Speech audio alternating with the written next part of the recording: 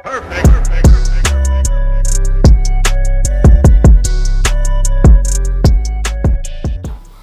Everyone, welcome to Yadav food factory. ఈరోజు చాలా special recipe అన్నమాట. ఏంటి అని అంటే పచ్చి పులుసు. ఎందుకు స్పెషల్ రెసిపీ అన్నాను అంటే ఇది ఏ కర్రీతోనైనా ఏ కాంబినేషన్తోనైనా అదిరిపోతుంది. ఉట్టి పచ్చి పులుసు తిన్నా కానీ చాలా టేస్టీగా ఉంటుంది. ఎలా చేసుకోవాలో చూసేద్దాం చలో. దీనికోసం మనం చింతపండుని తీసుకొని నానబెట్టుకోవాలి. లేదు అంటే మీకు తొందరగా చింతపండు గుజ్జు రావాలి అనుకుంటే ఒక 2 minutes స్టవ్ మీద పెట్టుకొని వేడి చేసి పక్కన పెట్టుకోవాలి. గుజ్జు అనేది మనకి తొందరగా వస్తుంది అన్నమాట చింతపండు నుంచి.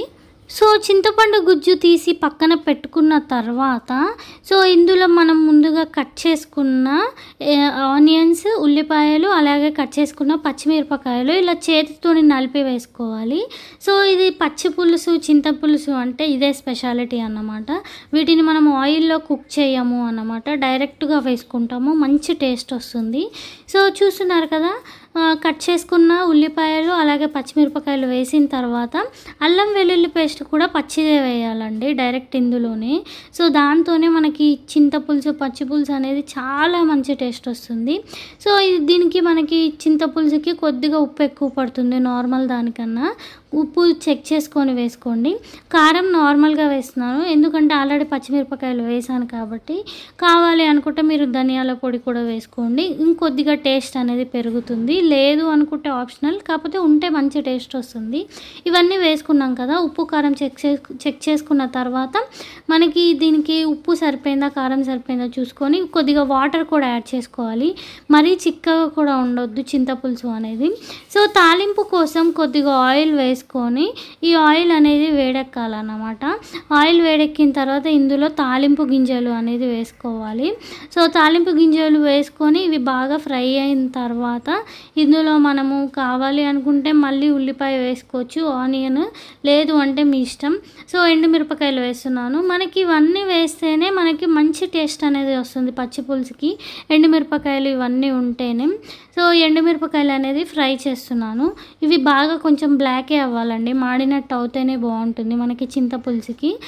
ఇవి అయిన తర్వాత ఇందులో ఇంకొక 2 పచ్చిమిరపకాయలు వేస్తున్నాను. మనం డైరెక్ట్గా పచ్చివే వేసాం కదా, ఒక 2-3 ఇలా ఫ్రై చేసి వేస్తే మనకు తినేటప్పుడు మంచి ఫ్లేవర్, మంచి టేస్ట్ అనేది వస్తుంది.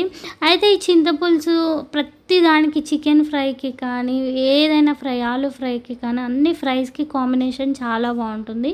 నెక్స్ట్ కొద్దిగా కొత్తిమీర అలాగే కరివేపాకు వేసేస్తున్నాను. కరివేపాకు అనేది క్వాంటిటీ ఎక్కువ వేసుకోవాలి. కొద్దిగా మధ్యలో బ్రేక్ చేసి అంటే మధ్యలో తుంపినట్టు చేసి వేస్తే ఆ ఫ్లేవర్ అనేది చింతపులుసుకి బాగా పడుతుంది అన్నమాట. ఇందులో కొద్దిగా పసుపు ఫైనల్గా వేసి స్టవ్ కట్టేసుకోవాలి. పసుపు వేసిన తర్వాత ఎక్కువసేపు ఫ్రై చేయొద్దు. జస్ట్ పసుపు వేయగానే స్టవ్ కట్టేసి మనం ముందుగా తయారు చేసుకున్న పులుసులో ఈ తాలింపు వేసుకుంటే ఎంతో టేస్టీగా, ఎంతో యమ్మీగా ఉండే చింతపులుసు రెడీ అయినట్టే. ఇది ఏ ఫ్రైకైనా కాంబినేషన్ బాగుంటుంది. ఉట్టి అన్నంలో కూడా చింతపులుసు అనేది చాలా బాగుంటుంది. తప్పకుండా ట్రై చేయండి. వీడియో నచ్చినట్లయితే సబ్స్క్రైబ్.